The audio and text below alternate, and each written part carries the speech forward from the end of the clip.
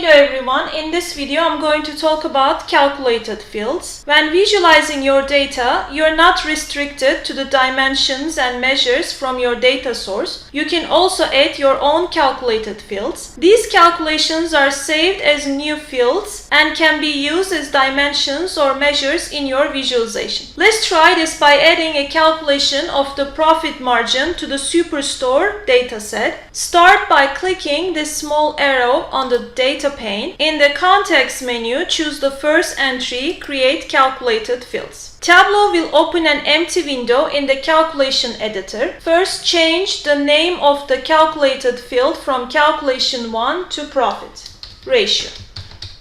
In the empty field, we will add the following formula. Sum, open the parentheses, profit, and then close the parentheses, divided by sum, open the parentheses,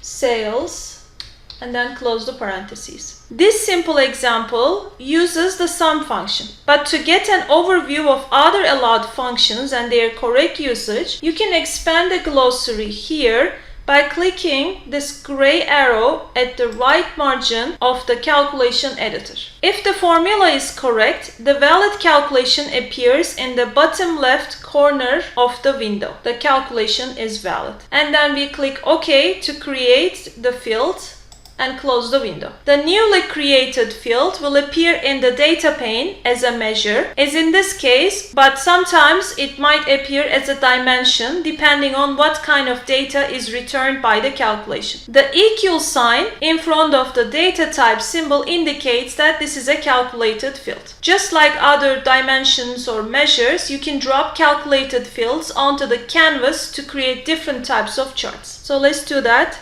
Let's drop sales onto columns and then profit ratio. For rows, we are going to choose subcategory dimension. Now you can see on the screen bar chart showing both sales revenue and the calculated profit margin. Next, I want to talk about aggregations in calculated fields. The calculated field that we created with the formula sum profit divided by sum sales returns a different result if we just use profit divided by sales. So instead of sum profit divided by sum sales, let's skip this one and then create another calculated field, and this time let's call it a sample, and here we are going to just use profit divided by sales, and this calculation is also valid. You can click OK.